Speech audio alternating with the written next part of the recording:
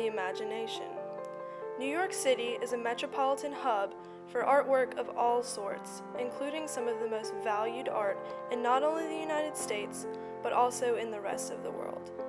Over the winter break, our group embarked on our journey to the Big Apple to find out just why art is so important.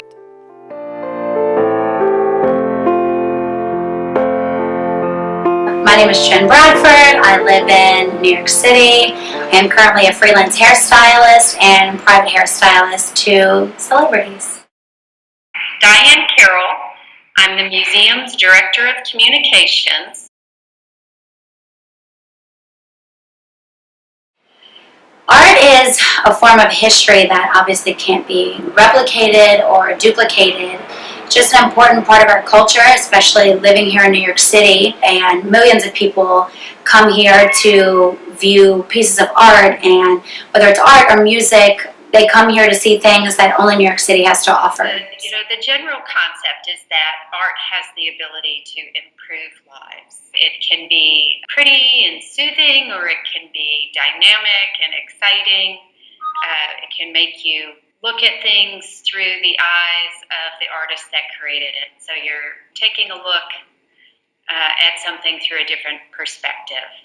And by finding the time in our lives to connect with the arts in whatever form that is, you're walking through a museum, you're going to an art gallery, you're watching a dance performance, you're listening to live music, whatever it is that it offers us a break from all of the elements of daily life.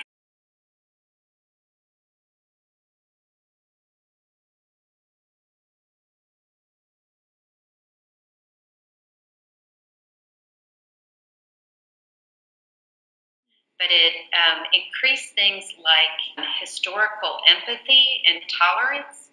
So let's say you're standing in front of a painting of an African-American man during the Civil War. And as part of the conversation during your school field trip, they've talked about what it might have been like to be in that time and place.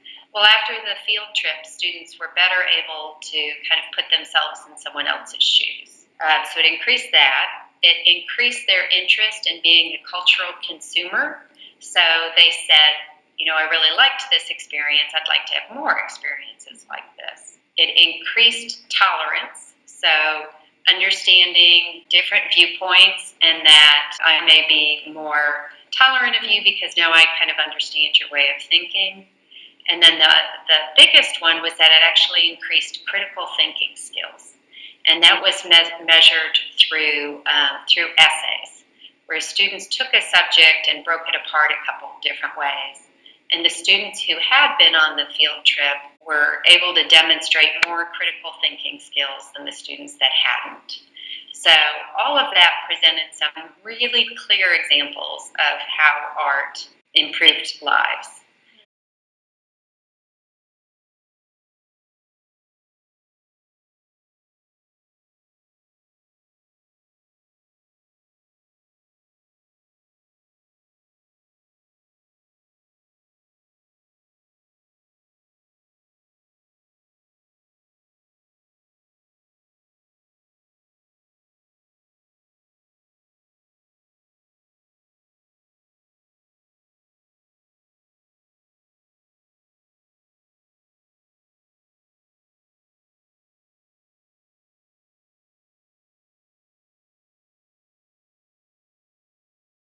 Well, it's a double-edged sword because while it's here in New York City, it means a lot to the residents that are here. I mean, it really reflects the fact that we don't put enough money into the arts. If they're willing to sell it to whoever, just so that they can meet their endowment, I mean, it's a really scary thing. Like, do you let the lowest bidder buy the painting and then you don't really have enough to meet your benchmarks for the year?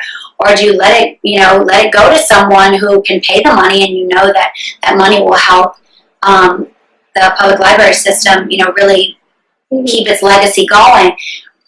It's a difficult thing to answer. It's just sad because I literally think of it leaving such a historical place. Right. And I see it, granted, I don't know how nice the museum is or whatever, obviously she's into the arts. I just have a hard time of, seeing something that's valued at almost $36 million sitting somewhere in Arkansas doesn't get the exposure that it would have gotten to millions of people here. Exactly. Very sad to me. The residents that are here and the nature of the painting obviously is historical to America, which is, it's great that it's here in New York City, but the one problem is having it moved to Arkansas for private consumption, you're taking away something that New Yorkers value and hold so dear. The Met is a one-of-a-kind place that's just, it has unique pieces of art. They're thousands of years old. That means so much to Americans as a whole. So taking something out of New York City, it's very sad for New Yorkers who come here to see that kind of stuff, whether it's a Picasso, whether it's any of the Rembrandts, anything like that that has such historical significance. It's sad that people can put a monetary value on it and watch it leave so quickly. And like I said, for private consumption, when it's in New York, you value a lot more because more people are exposed to it and they can come and see it and really appreciate it. And while it's in Arkansas, and obviously it's under great care with the Waltons, it's just sad that it's taken away. And while the public library system made a lot of money, you hope that money goes on to expose more pieces of art and that more art can come into the city. However, were they doing it for a financial gain, or were they really giving it to someone who is going to take care of a piece of American history and really value it? We'll never know. When that was purchased, it did create a lot of controversy. For one, it was kind of the first knowledge that the museum was being built in Arkansas. It had been locally discussed, but it wasn't really on the national radar yet. And you live or go to school in the South as well, so you probably know that we occasionally suffered from some misperceptions. Yes. That because we're not in a major urban area, we may have less interest in the arts,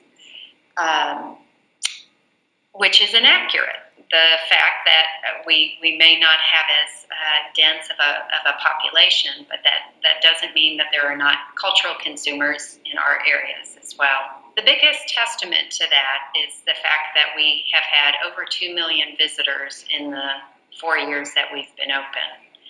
And we are a free museum, and it's open to everybody to come in and see Kindred Spirits. So you could easily say that in 4 years, more than 2 million people have seen Kindred Spirits. Even though it was in New York, it's not necessarily in a venue that people are going to all the time. Right.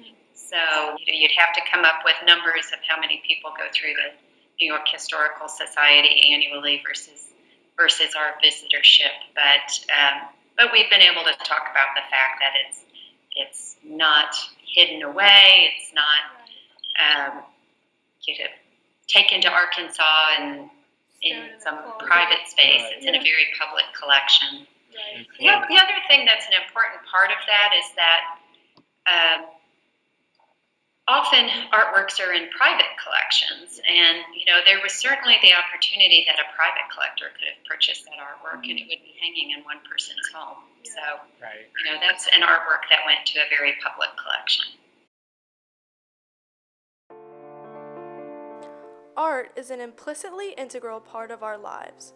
We should make the most of it by taking advantage of our invaluable resources through exploration, discovery, and enlightenment. We should not take it for granted because although life is short, art lives on forever and will influence the many generations to come.